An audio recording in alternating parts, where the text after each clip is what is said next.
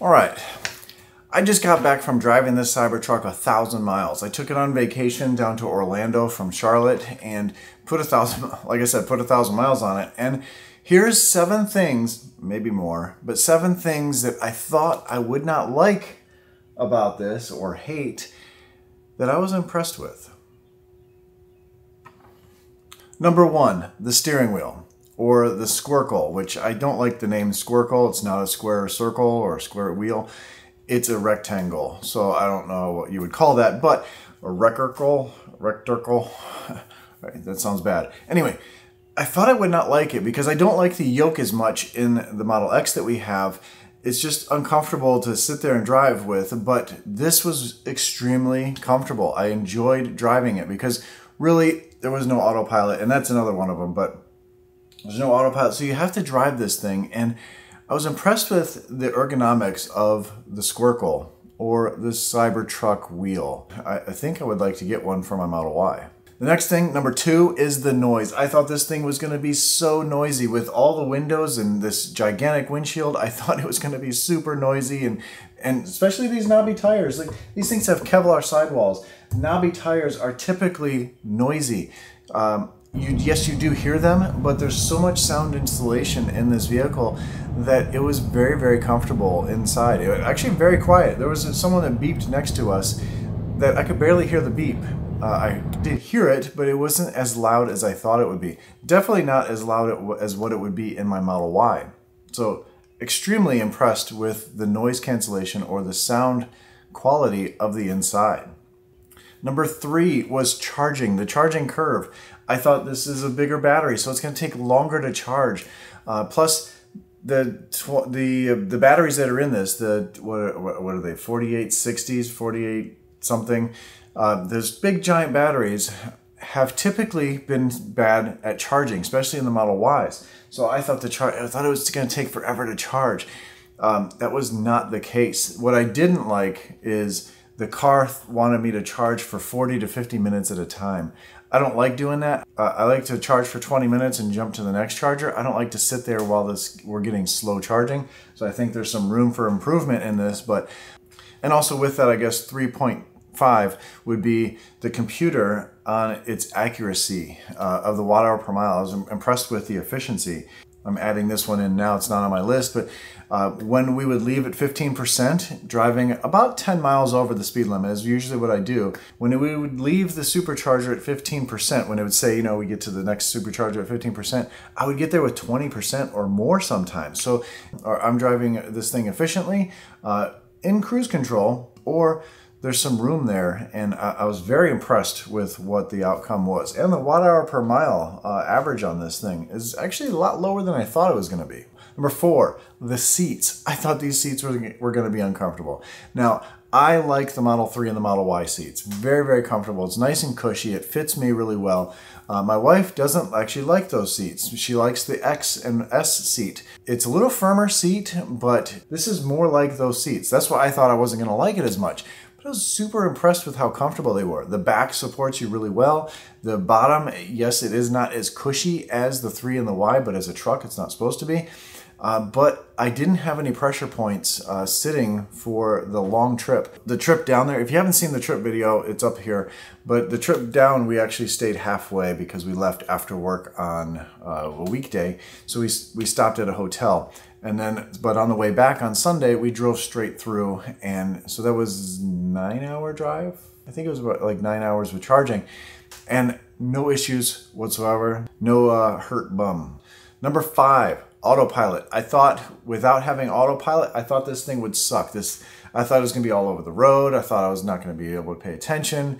I thought it might be very difficult to drive. But honestly, this is probably the easiest car to drive without Autopilot. I sat there for the most part. I had cruise control, and it has adaptive cruise. It slows down if there's a car in front of you. But I basically was able to rest my hands on my knees, and just pretty much barely move the wheel. The steer-by-wire is absolutely amazing. It's so comfortable to drive. There's barely any resistance, but you do feel the road, which is weird. I don't know how they were able to get that where you can feel the bumps and everything in the wheel. Super impressed with the engineering behind this whole system. It was actually a joy to actually drive instead of autopilot. Number six, the attention this thing draws. I thought it was gonna suck. I don't like attention.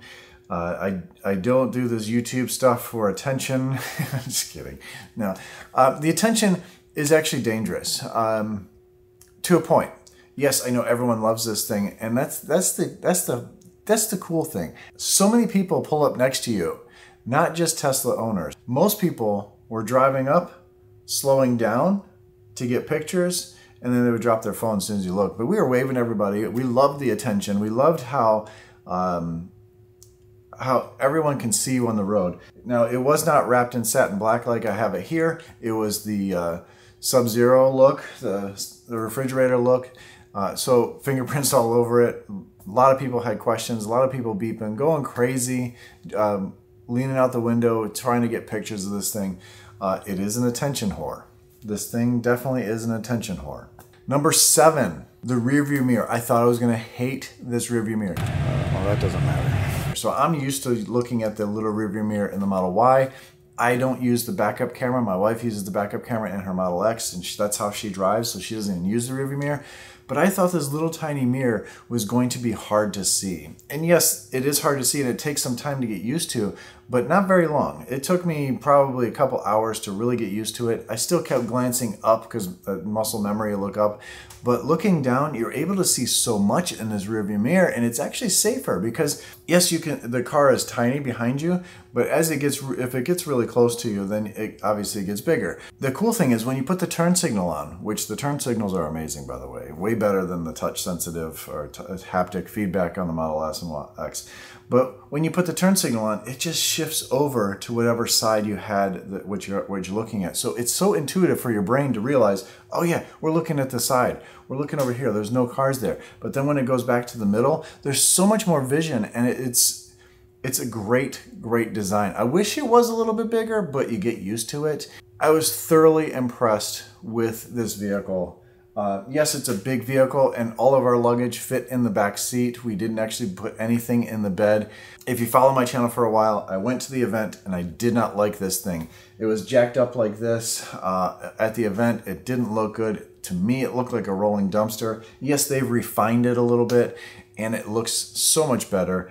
Especially from the front end. It's the best looking, I think the front end area, the quarter area is the best look on this vehicle. Super impressed with it. Even the wife agrees. You know, if you could only have one vehicle, I think this is the vehicle to get out of all the Teslas. Well, there's 5 now. This is decently efficient. It's in the 400s for watt hour per mile. It has good range. It charges pretty good, and actually I think there was an update and made it even better. There's actually, I did some updates on this, and I haven't tested those, but we have a lot more features. The visibility is good, except for the A-pillar is kind of big. It's just an amazing vehicle, and I thought I was not going to enjoy it as much as I did, and now I gotta buy one. And I have to admit, I was definitely wrong in the beginning. By far is the best Tesla available. As always, stay awesome, stay positive, and let me know your thoughts on the CyberTruck. Have you gotten to sit in one? Have you got to drive one? Do you have one? What are your favorite features, and what are the features you hate?